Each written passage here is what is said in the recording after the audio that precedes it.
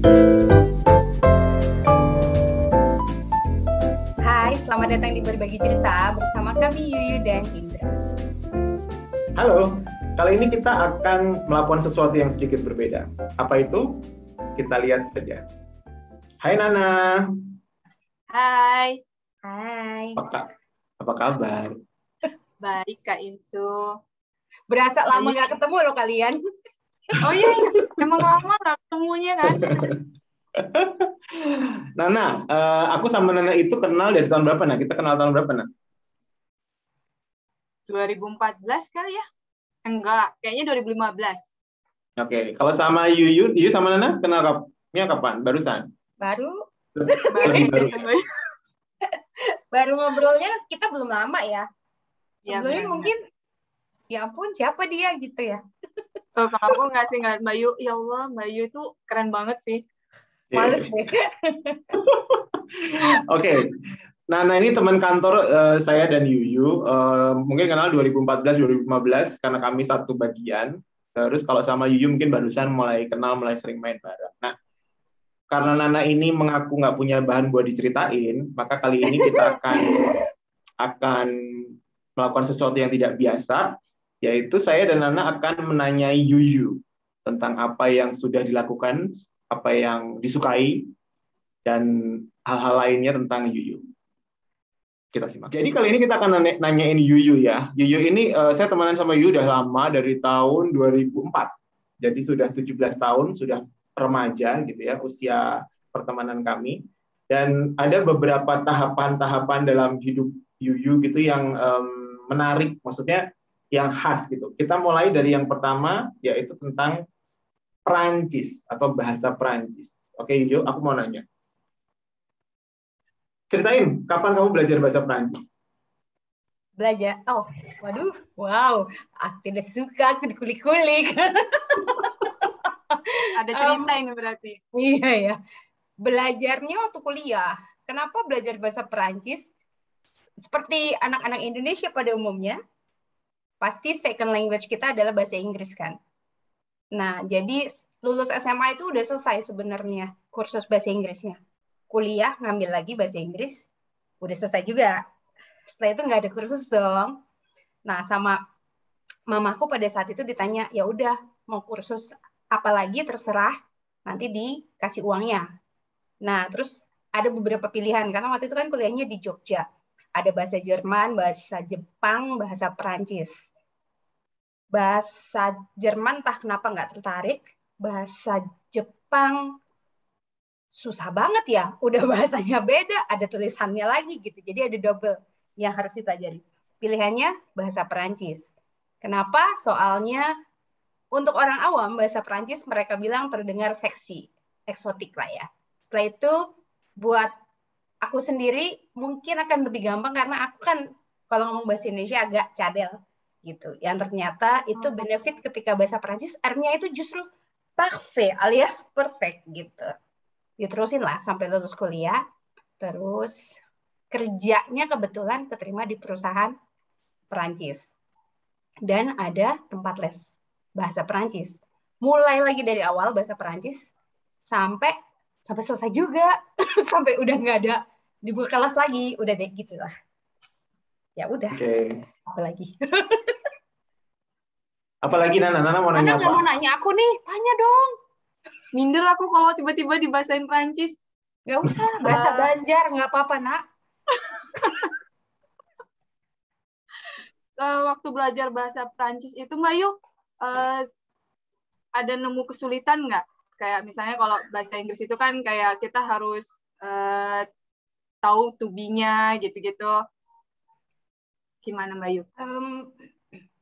Kalau kata guruku, aku akan aku akan sebut merek di sini ya. Hai Tommy, guru bahasa Perancis pertamaku di saat kerja dan yang men-encourage untuk walaupun belum bisa ngomong aja dulu, salah nggak apa-apa. Jadi kayak membangun confidence untuk mau ngomong. Susah apa enggak bahasa Perancis? Ya susah nak.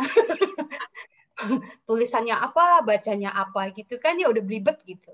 Cuman lama-lama setelah beberapa level pastinya udah mulai ada apa ya namanya, ada pola-pola yang walaupun misalnya bahasanya kata-katanya baru gitu, udah ngerti cara bacanya seperti ini.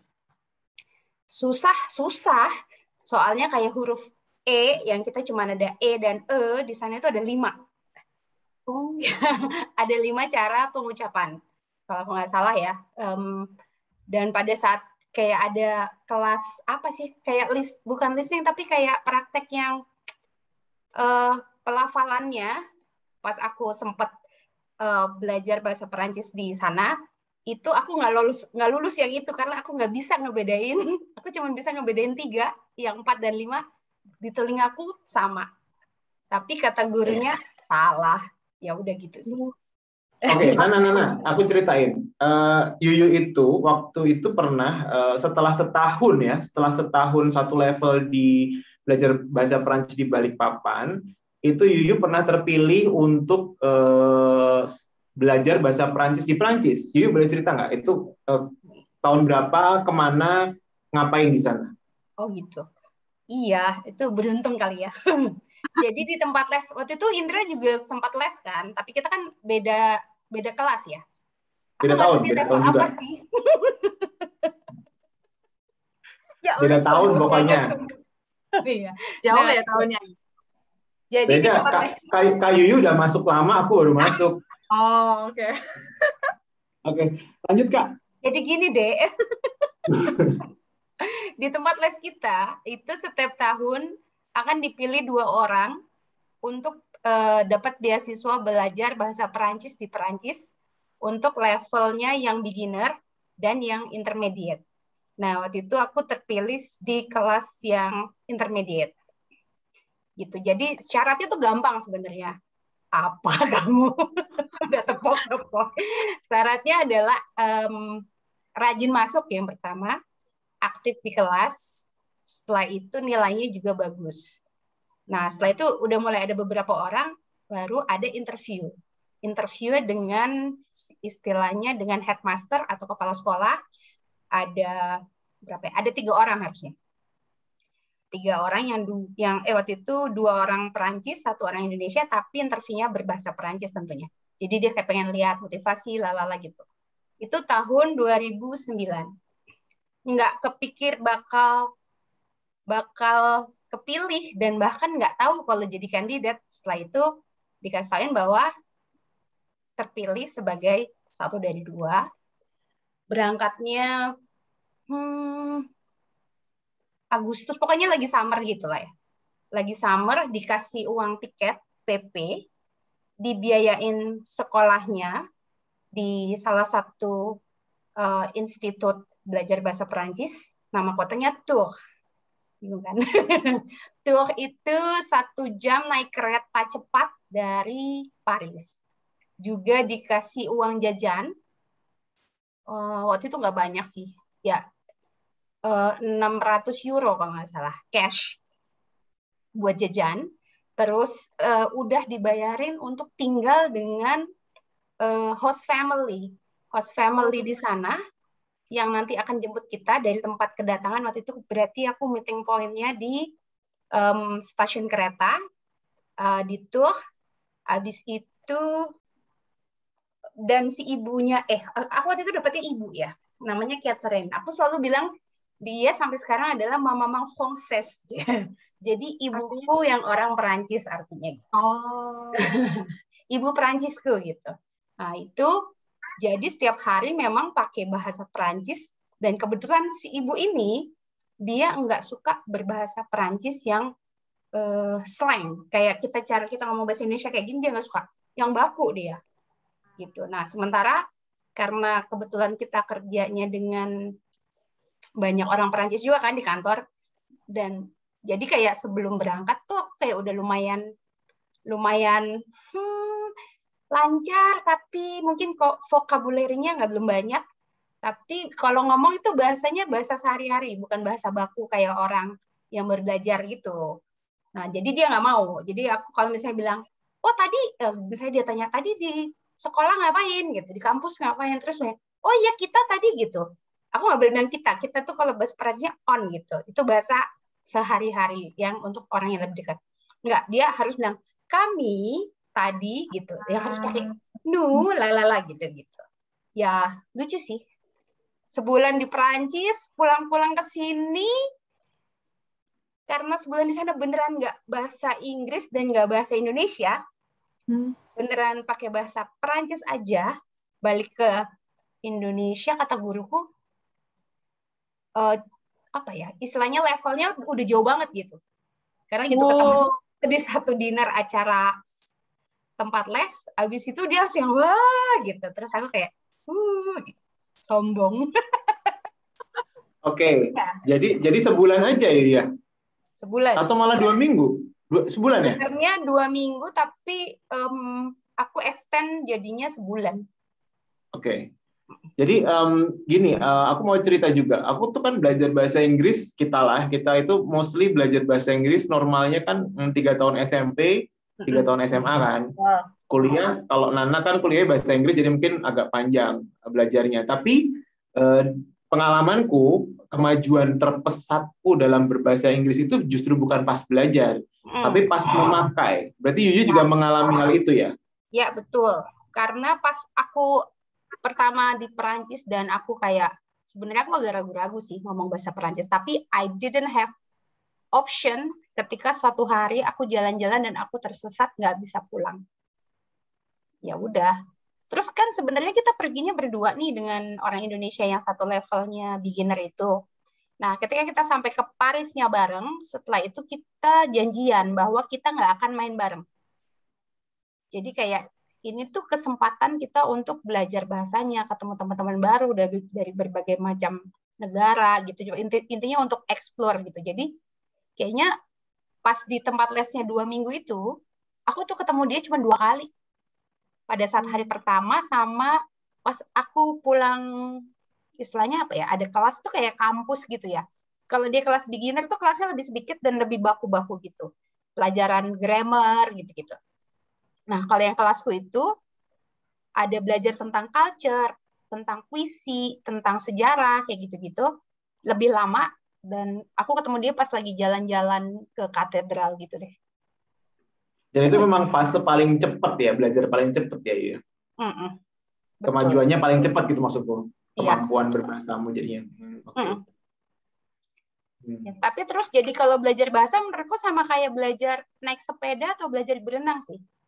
At certain level, ketika kamu udah bisa melampaui itu semua, maksudnya kesulitan-kesulitan itu, aku pernah kesulitan belajar bahasa, mungkin kalau Indra mungkin pernah ngalamin ketika belajar bahasa Inggris kali. Jadi ketika aku udah bisa bahasa Inggris, terus lagi belajar bahasa Perancis, aku suka kebalik. Ngomongnya harus bahasa Perancis ke Inggris, atau jadi Indonesia, jadi gitu lah.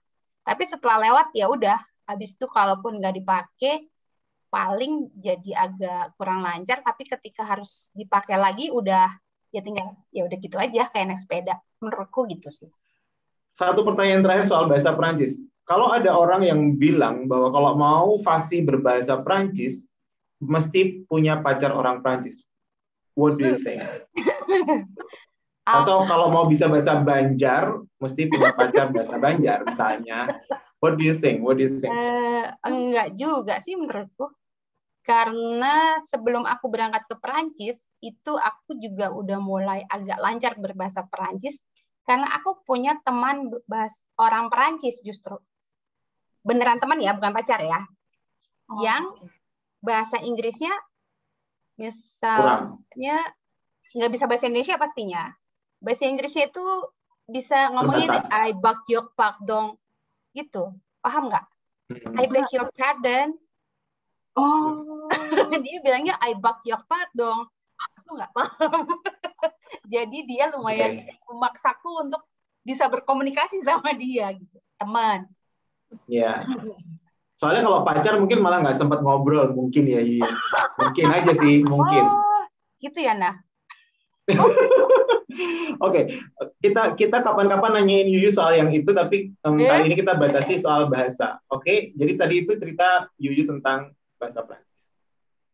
Tadi kan kita udah dengar cerita Mbak Yuyu soal Prancisnya ya. Sekarang Mbak Yuyu aku pengen tahu deh, yang aku tahu soal Mbak Yu itu kan Zumbanya.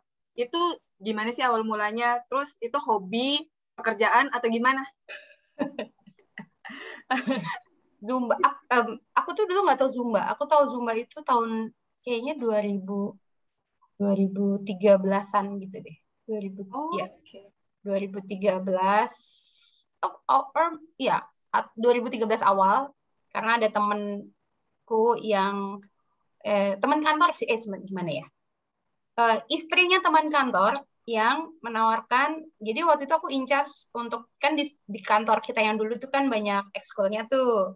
Nah, aku kayak head section buat dance-nya, tapi bukan berarti ya I dance very well ya, gitu kan.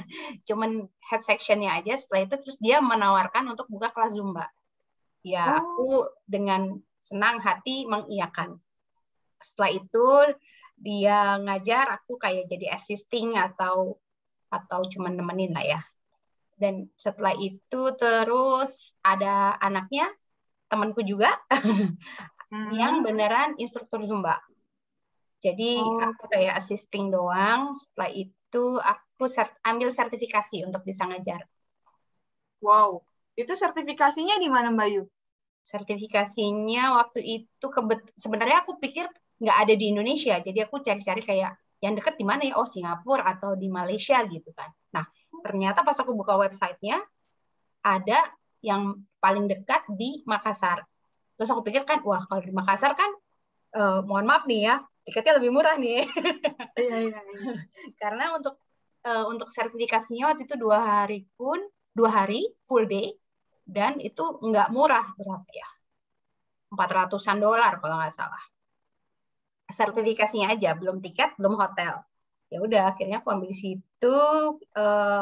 Trainernya orang Kolombia yang tinggal di Malaysia. Jadi dia terbang ke Makassar untuk kasih training. Setelah itu ya udah, terus aku belajar dulu untuk bisa ngajar. Dia kan diajari cara ngajarnya, terus kayak ngapalin materi, terus segala macam basic-basicnya. Setelah itu gue ngajarnya awalnya dengan si anaknya temanku itu. Jadi karena waktu itu kan kita, maksudnya aku udah kerja, dapat penghasilan lah ya, ada gaji, sementara dia masih sambil kuliah online. Jadi kayak nggak punya gaji. Jadi kalau ngajar selalu berdua, tapi semua duitnya ke dia. Jadi kayak kan dia nggak punya uang ya, kasihan gitu. Ya udah, habis itu dia udah pulang kampung ke negaranya, terus aku terusin ngajar sendiri di sini. Ya udah, jadi iya kayak olahraga tapi fun, karena kan Zumba kayak satu lagu beda genre, beda gerakan. Tapi kalau jadi instructor ada duitnya gitu sih. Kayak olahraga tapi dibayar. Ya. Sertifikasinya itu kalau kita sering cerita-cerita kan nggak cuma sekali di Makassar itu kan, Yu. Ada sertifikasi macam-macamnya gitu kalau Zumba kan. Gimana tuh? Kalau yang pertama harus diambil istilahnya dasarnya itu basic 1. Setelah itu kalau mau upgrade skill gitu kan. Jadi aku udah ambil basic 2. Setelah itu aku ambil Zumba step walaupun nggak pernah aku pakai. Ambil juga Zumba Kids and Kids Junior. Setelah itu ambil dulu namanya Strong by Zumba, tapi sekarang namanya Strong Nation.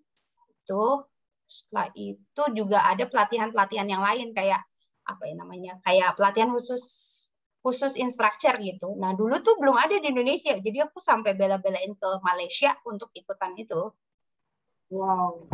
Setelah itu beberapa kali ikut lagi ada di Indonesia. Terus kayak suhu Zumbanya sempat ke Indonesia, ke Jakarta sehari doang tapi full day. Jadi full day Zumba mulu sampai kayak at the end of the day gitu kakinya udah kayak nggak ada rasanya gitu kan. Ya gitulah. Itu berarti tadi kan ada, kalau basic jelas lah ya, basic tuh diambil supaya bisa ngajar gitu kan ya. Terus ada kayak apa namanya Zumba Kids, Zumba Teen gitu kan tadi, Strong by Zumba. Artinya untuk setiap jenis Zumba itu memang kalau mau ngelatih harus udah sertifikasi gitu ya. Iya. Gitu soalnya ya kayak misalnya kemarin tuh sempat ada yang nanya, mau ngajar ini nggak Zumba toning gitu kan. Terus nggak bisa gitu. Lah kenapa, itu kan Zumba? Ya aku nggak certified untuk Zumba toning.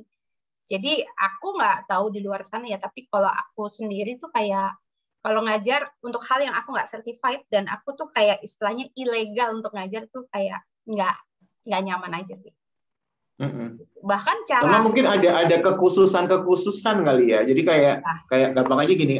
Misalnya baru ngambil Zumba basic terus ngajar Zumba Kids, ya takutnya jadi selain ilegal tadi juga takutnya keliru gitu kan. Maksudnya jadi misalnya apa gitu, cedera gitu. Misalnya ada kemungkinan itu ya. Ya, terutama kalau Zumba Kids itu yang pada saat training sertifikasi itu banyak diajarin tentang anak-anak, masa pertumbuhan anak umur sekian, juga anatomi. Jadi kayak misalnya anak yang masih kecil-kecil banget, itu mereka lebih suka misalnya bouncing, nggak boleh dikasih gerakan yang terlalu susah karena mereka belum tumbuh kembangnya tuh belum siap untuk gerakan yang ini itu karena nanti gimana.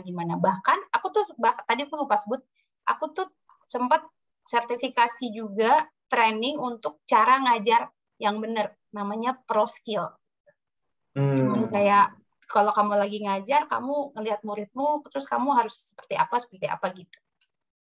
Bayu, tanya. Itu kan tadi untuk anak-anak selama Mbak ngajar ini, ada anak-anak itu dari usia berapa ya, Bayu? Kalau Zumba Kids itu biasanya umur 4 sampai 11 tahun deh. Tapi itu pun dibagi 2. Makanya ada kids dan kids junior. Gitu. Jadi kalau kids junior yang dia 4 sampai berapa ya? Aku kok lupa ya. 6 tahun kalau nggak salah. Itu masih very tale gitu kan. Jadi kalau misalnya dan kalau Zumba Kids tuh harus ada ilmu yang dikasih setiap sesinya. Jadi agak PR banget kalau ngajar Zumba Kids gitu. Karena anak kecil kan nggak gampang untuk fokus ya. Mungkin pengalaman ibu-ibu atau bapak-bapak yang punya anak sekolah online. Jadi kayak gimana biar mereka tetap fokus gitu-gitu tuh ya. Nah, sementara kalau yang lebih besar itu mereka udah nggak fairy tale. Jadi kayak kita tuh kalau ngajar harus beneran ngasih ilmunya karena mereka pengen taunya lebih besar gitu. Jadi harus bener udah disiapin, udah kayak guru lah. Gitu. Selain Zumba juga Pound ya, ya. Apa itu bedanya Zumba, Pound itu apa bedanya? Oh iya, Pound itu aku ambil sertifikasi Pound. Awalnya nggak sengaja lihat iklan di Instagram, cuman ngelihat stick warna ijo-ijo menarik mata, terus mukul-mukul gitu. Jadi waktu aku kuliah tuh aku ikutan marching band, terus aku pegang alatnya snare drum. Itu kayak bring back memories gitu loh, terus kayak ini aku banget gitu kan. Gak tahu apapun itu, aku carilah si training itu. Terus cari trainingnya untuk sertifikasi, dapetnya di Singapura. Wow, itu langsung ke sana. Berapa lama, Mbak Yu? Waktu itu trainingnya 1 hari aja, tapi sama full day. Pokoknya at the end of the training nggak bisa naik turun tangga lah. Wow. Mbak Yu nanya dong, itu untuk dapat sertifikat itu ada kayak ujiannya atau ikutin aja full day trainingnya, habis itu langsung dapat, oke, kamu bisa gitu. Iya, untuk itu sebenarnya kalau mungkin menurut aku ini plus minus sih. Nggak ada ujiannya yang pasti, cuman ya paham atau enggak. Tapi setelah itu kembali ke kitanya lah ya. Misalnya ke aku sebagai instrukturnya, kamu misalnya mau jadi instruktur Zumba, bilangnya Zin ya. Bisa, tapi ketika kamu nggak bisa ngebedain genre musik ini dengan musik itu, dan kamu tabrak semua, ya nanti kan dilihat lagi dari si muridnya gitu. Beneran berkompeten nggak sih si instruktur ini? Pound juga gitu. Nggak ada nggak ada ujiannya, tapi ya seru. Ya harus tahu lah ya. Dan aku pikir sih kalau misalnya jadi guru, Nana pernah jadi guru kan? Jadi guru, apalagi kayak misalnya kayak aku ngerasanya gini, ketika aku ngajar, aku tuh dibayar orang karena yang pertama mereka mau sehat, mereka mau mendapatkan hasil yang maksimal, dan aku nggak boleh egois. I'm not the star, they are the stars. Gitu. Itu prinsip Zumba sih itu sebenarnya. Jadi kayak aku nggak akan berusaha nunjukin aku tuh jago banget nari ini, jadi aku akan menari sehebat-hebatku. Aku nggak peduli kamu bisa atau enggak gitu. Kalau itu egois sih, itu menurutku. Jadi lebih kayak ngelihat kalau dia udah pada jago ya kita level up lah. Tapi kalau pada nggak bisa ya kita balik ke basic aja. Gitu. Bahagia lah pokoknya kalau ngeliat murid bisa itu. Ya gitu ya Naya. Iya rasanya gitu. Nana pernah ngajar dulu? Oh senior. Oh senior, ngajar apa dulu Nak? Kita mau tanyain Nana mungkin? Iya, Kita tanyain Nana. dia guru BP ya Naya? Kita kan fokusnya ke Mbak Yu ya. Apa sambil ini. Yuyu, ini pertanyaan terakhir mungkin ya. Tadi kan ngomong soal dibayar, soal olahraga sehat tapi dibayar. Aku pengen tahu periode saat Yuyu ngajar paling banyak, paling gila itu seberapa sibuk? Misalnya seminggu 17 kali ngajar gitu atau berapa gitu. Yang periode paling ininya lah, paling polnya, misalnya pagi sore apa gitu. Coba ceritain deh. Wow, kayaknya aku periode aku tuh sebenarnya ngebatasin diri sih ngajar. Jadi lebih kayak ini balik lagi idealisme aku kali ya. Jadi aku tuh ngerasa bahwa ngajarku ini part time. This is not pekerjaan utamaku. Ketika aku dapat uang dari situ, aku happy. Nah, nanti tinggal nego-nego perduitannya tuh bisa besar atau enggak itu tergantung cara negonya sih. Gitu. Dapat banyak aku sangat bahagia, tapi kadang kayak orangnya negonya enak gitu, mau dikasihnya nggak banyak juga I don't mind gitu kan. Anggap aja kita olahraga bareng-bareng. Jadi kalau aku weekend aku berusaha untuk nggak ngajar, tapi pernah sih ngajar, kecuali event, tapi juga ya kalau bisa nggak usah lah gitu. Jadi paling ngajarnya pada saat istirahat makan siang dan setelah pulang kerja. Periode paling banyak ngajar kayaknya pernah 10 kelas per minggu deh. Wow. Iya. 10 sesi per minggu. Satu sesi berapa jam biasanya? 60 menit. Oh, aku tuh kayaknya pernah ikut apa gitu. Sekali gitu kayak mau mati sih. Karena kan ini banget ya.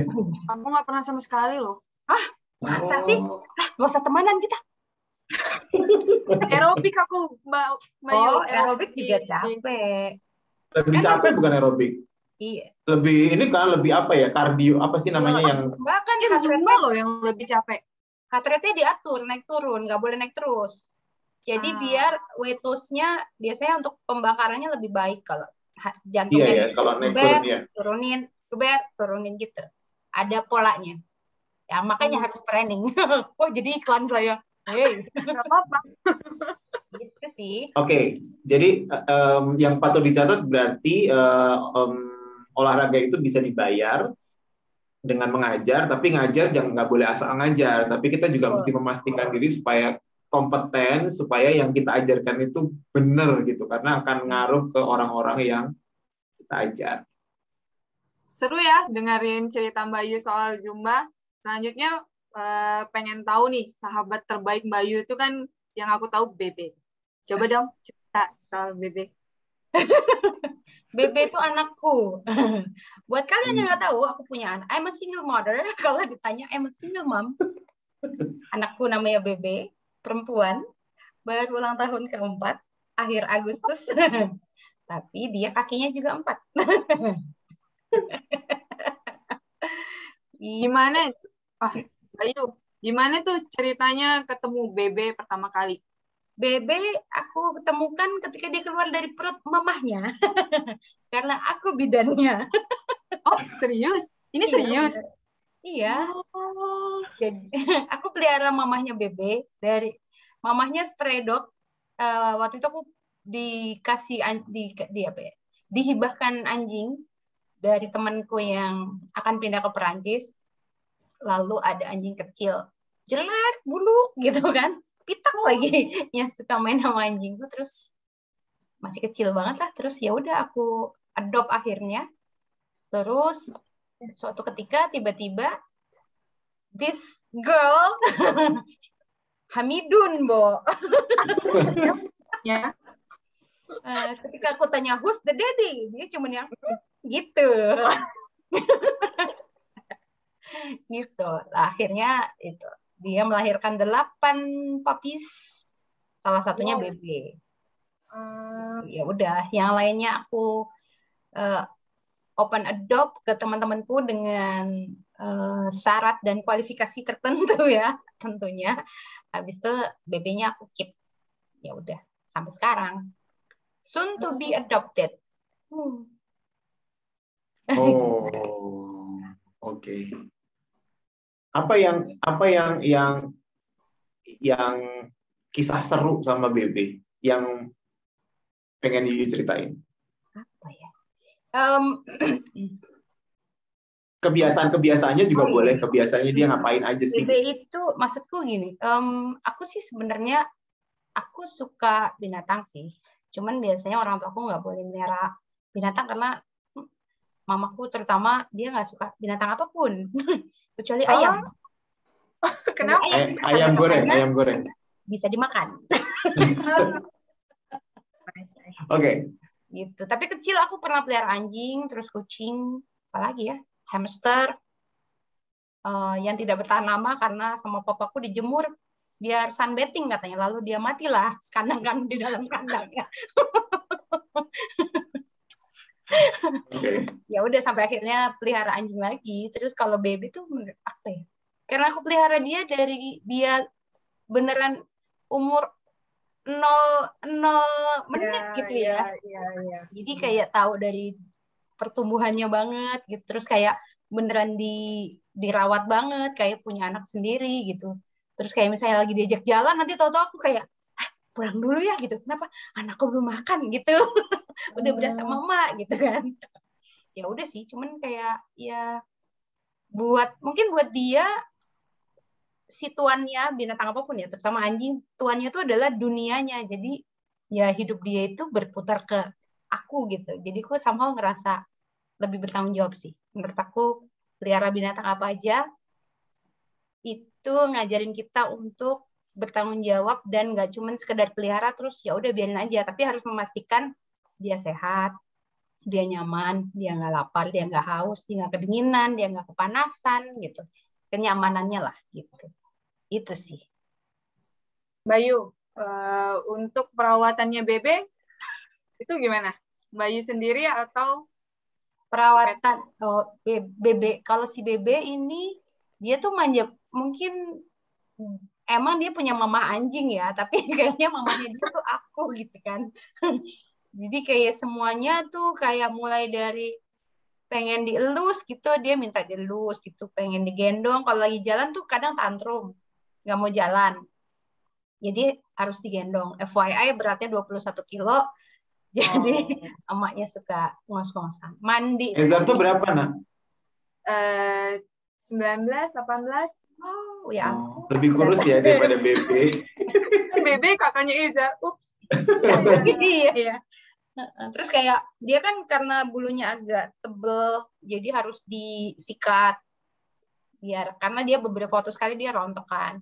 Mandi pun dia aku yang mandiin karena dia kalau mandi tuh minta digendong tangannya di sini. Gitu. So sweet. Ya gitu sih, apalagi ya. Terus harus dijagain makan juga, makannya apa, ada buat camilannya, ada buat sikat giginya, ada ya gitu-gitu deh. Dia kayak punya anak sih. Cuman kakinya. Aku pernah ke rumah Yuyu sampai malam kali ya. Terus Yuyu itu punya kebiasaan kasih makan, masakin malam-malam tuh apa sih? Dia makan apa? Tiap hari tuh. Dia minta gitu ya, Bayu? Dia sebenarnya makannya dog food. Dan ada satu stray dog di rumah ini. Ada stray dog lagi yang nggak bisa dipegang. Dia tuh kayaknya deket kompleks rumah. Terus ada tanah kosong yang tiba-tiba diuruk untuk pembangunan perumahan baru. Jadi dia lari ke dalam komplek. Terus dia kayak suka makan makanan sisa gitu. Terus aku kasih makan. Setelah itu jadi selalu makan di sini. Nah, karena aku ngerasa makanannya Bebe cukup mahal, jadi si anjing liar ini aku masakin nasi dan aku masakin ayam rebus. Jadi kasih ayam dan kuahnya dicampur nasi, baru aku kasih. Tapi si Bebenya ngiri, dia mau juga. Jadi dia suka pengen. Jadi akhirnya dia dikasih dengan porsi yang berbeda. Kalau si anjing liar banyak nasinya, ayamnya ya secukupnya ya. Kalau bebe banyak ayamnya, nasinya ya sedikit. Gitu. Ya Iya, udah itu itu dikasih apa? kayak micin-micin gitu nggak sih? Nggak Apa? ada. Enggak ya? Bulunya rontok. Jadi beneran cuman ayam sama air direbus sampai mendidih. Sama bebe itu semua anjing yang aku pelihara aku ajarin untuk makan makanan yang benar-benar matang. Jadi nggak pernah dikasih makanan daging mentah gitu ya, ayam mentah atau daging sapi mentah gitu. Oke. Nggak mau juga. Kalau nggak salah ingat pernah ke rumah Mbak Yu tuh, Bebe itu suka ngemil juga ya, bukan ngemil makanan anjing ya, tapi nastar atau apa ya waktu itu ya, lupa aku Mbak Yu. Dia nastar suka, keju suka, keju Kraft itu dia habis sebut merek saya. Keju dia suka. Pernah aku beliin keju yang murah, hanya dicium dan dilupakan. Oh, Roti tahu ya. Roti suka, pizza suka, mie-mian suka. Oke, tadi Yuyu sebutin, tadi udah cerita soal Bebe, terus Yuyu sebutin bahwa Bebe ini soon to be adopted. Why Bebe harus di-adopt? Kita dengar setelah yang satu ini. Oke, tadi udah bahasa Prancis, udah Zumba, udah Bebe. Terus terakhir Yuyu bilang bahwa Bebe akan diadopsi. Kenapa diadopsi? Saya kasih tahu karena Yuyu mulai bulan lalu itu bekerja di lapangan, di remote area. Boleh ceritain sedikit aja Yuyu tentang di mana sih remote area itu, siklusnya berapa kali di sana, kurang lebih suasananya seperti apa? Sedikit aja, silakan. Ya, betul. Jadi per bulan lalu ini aku tuh baru balik nih ya, baru hari kedua balik ke Balikpapan, tempat aku tinggal. Karena 4 minggu aku kerja di remote area, yang kalau dari Balikpapan dengan kendaraan kantor, itu naik mobil atau bus, pokoknya kendaraan itu 2 jam dulu. Setelah itu dilanjutkan dengan naik boat 2 jam. Baru sampai di remote 4 jam berarti? Ya, total 4 jam. Untuk perjalanannya saja, belum nunggu-nunggunya ya. Lalu kerjanya 4 minggu bekerja dan 4 minggu libur. Jadi sekarang saya lagi libur. Ketika kerja internet susah.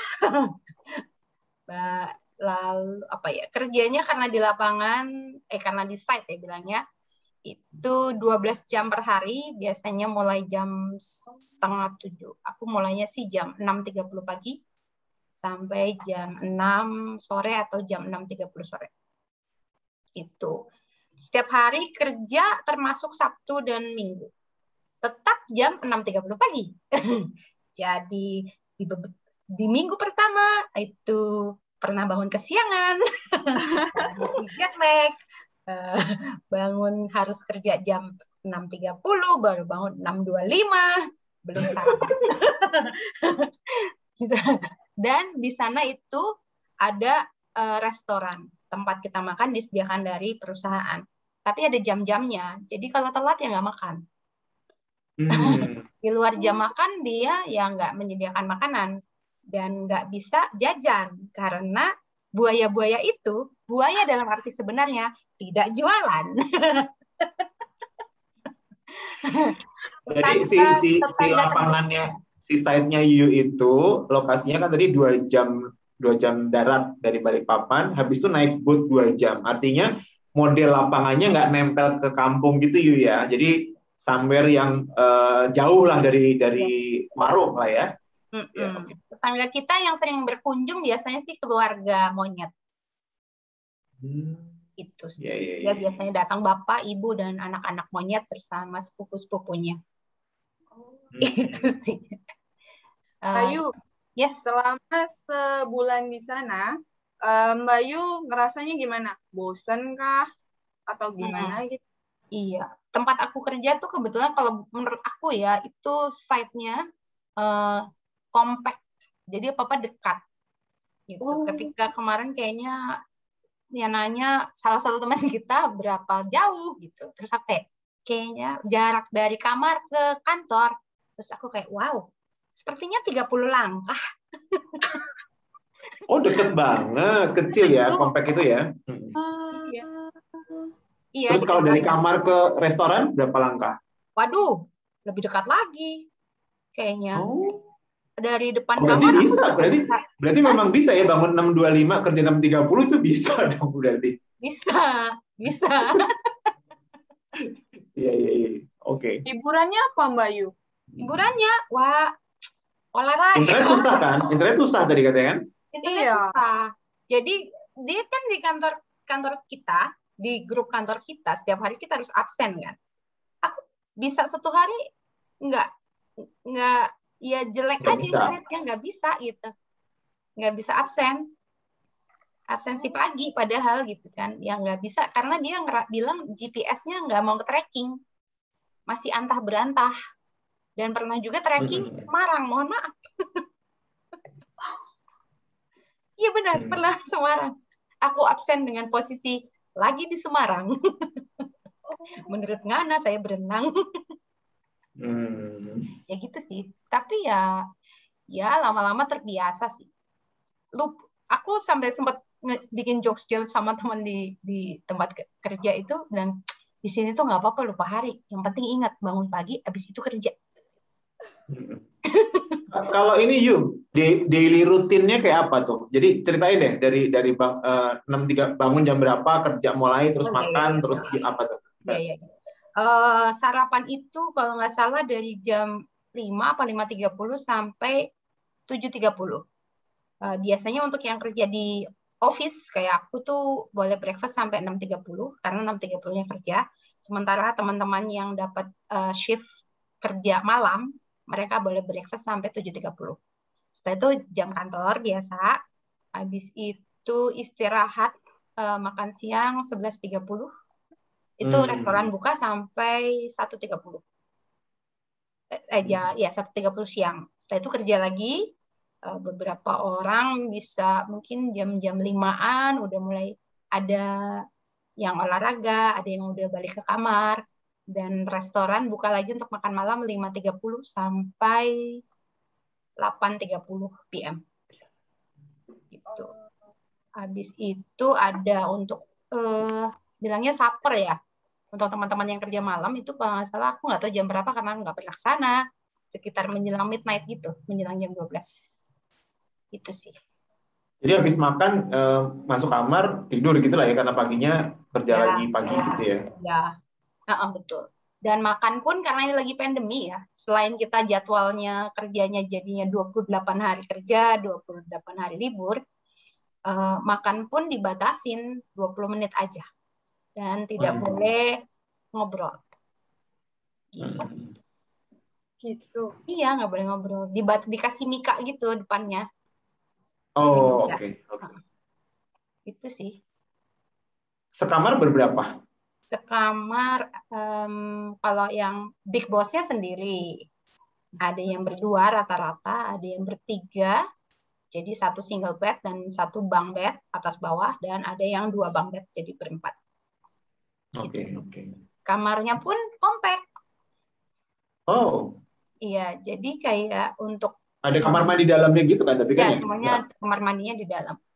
Ya fasilitasnya sih menurutku oke ya, kayak ada wastafel, air panas dingin, shower panas dingin, toiletnya udah modern, terus tempat tidurnya juga udah oke, udah AC kamarnya, cuman ya compact. Jadi aku kan sebenarnya kayak karena nyamuk di sana belum temenan sama aku, jadi ketika aku dengar azan maghrib itu tandanya aku harus udah nggak keluar-keluar lagi kecuali makan malam.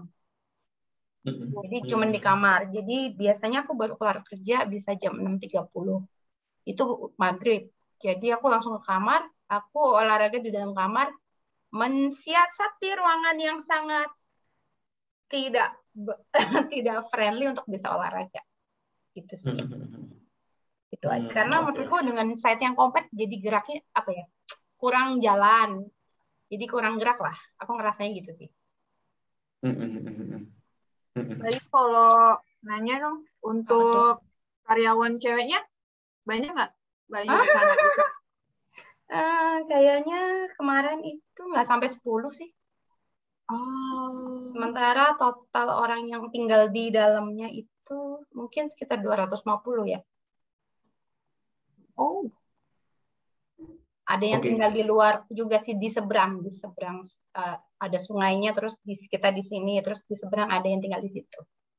Oh, oke. Yang kerja, tapi mereka tidurnya, maksudnya nginepnya kalau malam nggak di camp yang sama kita. Green camp bilangnya. Gitu. Ada pertanyaan lagi, Nana? Dari catatannya? Boleh loh. Sebrak gitu kan. Karena kompak itu tadi berarti nggak ada kolam renangnya, Mbak Yu ya? Nggak ada. Kenapa nggak sekalian nanya tempat bowling misalnya, atau tempat memanah? Karena setauku tuh di site Senipah tuh ada gitu loh. Siapa tahu di tempat Bayu tuh ada. Gitu. Senipah itu kolamnya bukan buat berenang. Tanjung Batu. Sorry. Oh, Tanjung Batu. Iya. Sorry. Kita ada sungai sih. Cuman ada buaya nggak? Ada lah. Udah pernah lihat buayanya langsung nggak? Yang kaki 2 udah banyak. Oh. Belum, karena untuk akses yang benar-benar ke pinggir sungai itu kan nggak bisa ya. Pertama ada pagarnya. Yang kedua, kalau ada pun yang akses ke arah jeti ya, bilangnya ke tempat sandarnya perahu bot itu ada security. Oh. Jadi nggak bisa seenaknya ke sana. Jalan gitu ya. Tapi fasilitas olahraga, kalaupun nggak ada kolam renang, ada lapangan basket, ada lapangan tenis, ada lapangan bulu tangkis, ada juga track juga. Terdengar luas ya? Iya. Itu semua lapangan yang berbeda kan, bukan satu lapangan kadang-kadang dipakai tenis, kadang-kadang dipakai bulu tangkis, kadang-kadang dipakai basket. Tinggal diganti namanya. Mancetnya doang tuh garisnya diganti-ganti. Itu kayaknya gitu, kan? Yang paling besar itu deh. Enggak. Lumayan Lapangan tenis sama basket bersebelahan di satu area. Lapangan bulu tangkis itu setauku kalau siang dipakai untuk bekerja. Untuk workshop gitu. Workshop untuk mengerjakan sesuatu. Itu sih. Jogging track ya tempat kita jalan kaki di campnya sih, dijadikan tempat jogging gitu. Nggak spesifik. Gitu sih. Seru lah. Oke, jadi kita udah tahu itulah alasan kenapa BB akan diadopsi gitu ya. Kenapa? Karena setiap 28 hari dia harus ditinggal. Jadi kasihan kalau dia ditinggal 28 hari gitu ya. Iya. Oke, cukup clear. Oke, terima kasih Yuyu udah cerita soal bahasa Prancis, soal Zumba, soal apa satunya BB, sama soal kehidupan barunya di site. Itu dulu dari kita di berbagi cerita. Stay safe, stay healthy. Terima kasih juga buat Nana udah nemenin ngobrol-ngobrol sama Yuyu. Terima kasih Nana. Sampai ketemu lagi, tetap sehat semuanya, dadah. Bye.